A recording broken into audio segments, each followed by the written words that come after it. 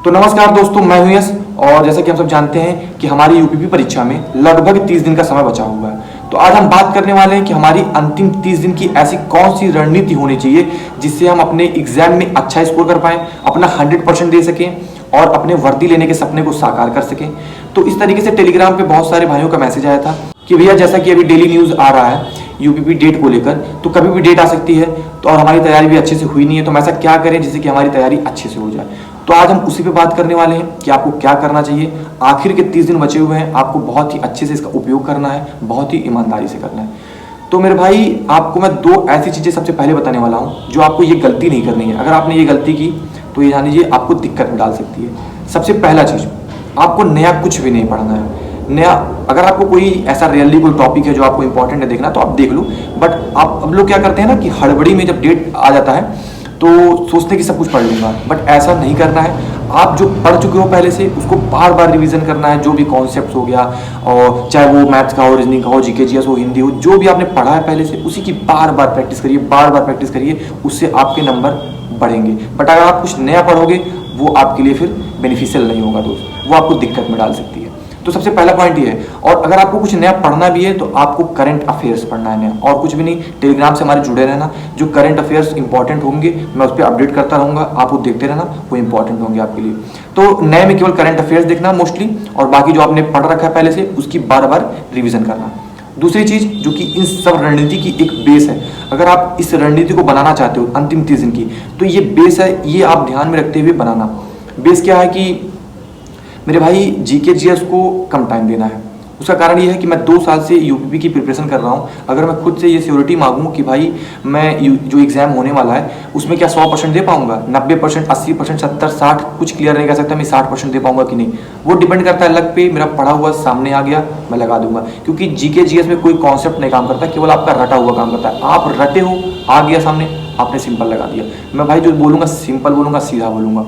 और जो आपके सब्जेक्ट बचे हैं मैथ, रीजनिंग, हिंदी, ये एक तरीके से कॉन्सेप्चुअल बेस्ड है। कैसे? मैथ्स और रीजनिंग तो सीधा कॉन्सेप्ट पे मतलब बेस्ड है, आपने पढ़ा है कॉन्सेप्ट, क्वेश्चन आया आपने लगा दिया। हिंदी भी एक तरीके से कॉन्सेप्ट ही है, बताता हूँ कैसे।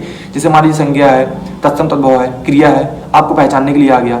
तो मोस्टली इसमें कॉन्सेप्ट ही है कि अगर आप पहचानना जानते हो, उसका तरीका जानते हो, सीधे आप लगा दोगे। तो एक तरीके से कॉन्सेप्ट ही हुआ ये। तो ये जो तीनों सब्जेक्ट हैं, अगर आप इस पर मोस्टली ध्यान दोगे तो आप जो है अच्छा कर पाओगे, और आप अपने से श्योरिटी भी ले सकते हो कि मैं इसमें 100% दे सकता हूँ या 95% दे सकता हूँ। तो इसलिए भाई आप इन सब्जेक्ट पे ज़्यादा ध्यान देना, जीके जीएस पे थोड़ा कम टाइम देना अदर सब्जेक्ट से। अब मैं आता हूँ कि आपको शेड्यूल बताता हूँ कि किस तरीके से आपको शेड्यूल बनानी है, उसी बेस पे बनाना। बाकी टाइम जो है आप अपने अकॉर्डिंग रख लेना, बट जो मैं बेस बताऊँगा उसी बेस पे बनाना, उसको ध्यान रखते हुए, क्योंकि जो मैं बताने वाला हूँ बहुत ही इंपॉर्टेंट है। मैं यही फॉलो करूँगा और आप भी यही फॉलो करो अगर आपको अच्छा लगे तो, वरना आपका कोई शेड्यूल है तो आप वो भी फॉलो कर सकते हो। तो आइए मैं बताता हूँ। तो आपको जीके जीएस जो है एकदम अर्ली मॉर्निंग में, एकदम सुबह के टाइम में वो पढ़ना है। कारण क्या है? देखिए, आप सुबह पढ़ोगे तो आपको मतलब बहुत ही डिस्टर्बेंस कम होगा और शोर शराबा नहीं होता है। मॉर्निंग के टाइम पे एकदम शांत माहौल रहता है, अच्छे से आप एकदम कंसंट्रेट होकर पढ़ सकोगे। क्योंकि जीके जीएस कंसंट्रेशन मांगता है, क्योंकि उसमें आपको समझना होता है, रटना होता है। तो इसलिए जीके जीएस का आप अर्ली मॉर्निंग में रखो। टाइम जो है 2 से 2.5 घंटा मैक्सिमम रखो, ठीक है। इसके बाद रखो आप मैथ्स को। मैथ्स को आप जो टाइम देना चाहो अपने अकॉर्डिंग, जैसा भी आप देना चाहो, 3 घंटे या 2.5 घंटे, जो भी आपको लगे आप मैथ्स रखो। इसके बाद फिर आती है हिंदी। हिंदी को जो आप टाइम देना चाहो 2-2.5 घंटे, जैसा भी आप अपने ऊपर देख लो कि आपका कौन सा सब्जेक्ट ज़्यादा स्ट्रॉन्ग है, कौन सा वीक है, उसी पे आप टाइम सेट कर लेना। तो उसका फिर हिंदी रखना। लास्ट में आप रीजनिंग रखना रात में सोते वक्त, क्योंकि उससे क्या होगा, देखिए रीजनिंग ईजी होता है और लगाने में मज़ा भी आता है। तो जब आप किसी चीज़ को लगाओगे, इंटरेस्ट आएगा ना, तो आपको नींद नहीं आएगी। आप जीके चीज़ लेके बैठ जाओगे रात में, आप लगाओगे भाई, आपको इतनी नींद आएगी ना कि जैसे लगेगा कि मतलब क्या ही बताएं। तो इसलिए आप जीके जीएस का जो बताया मॉर्निंग, मैथ उसके बाद, हिंदी उसके बाद, और उसके बाद फिर रीजनिंग लगाओगे तो आपका माइंड ओपन रहेगा, आपको अच्छा लगेगा, आपको नींद भी नहीं आएगी, आप आराम से कर पाओगे। तो ये शेड्यूल का एक बेस है, इसी अकॉर्डिंग बनाना। बाकी टाइमिंग आप अपने अकॉर्डिंग जो है सेट कर लेना कि आपको किस सब्जेक्ट पे कितना टाइम देना है। वो आपके ऊपर डिपेंड करता है कि आपका कौन सब्जेक्ट कितना वीक है, कौन सा स्ट्रॉन्ग है, उसी के अकॉर्डिंग आप डिवाइड कर लेना टाइम को। अच्छे से ध्यान देना। बाकी जो 2 मैंने बातें बताई हैं उस पर ध्यान देना, वो गलती मत करना भाई, आप डेफिनेटली अच्छा कर पाओगे।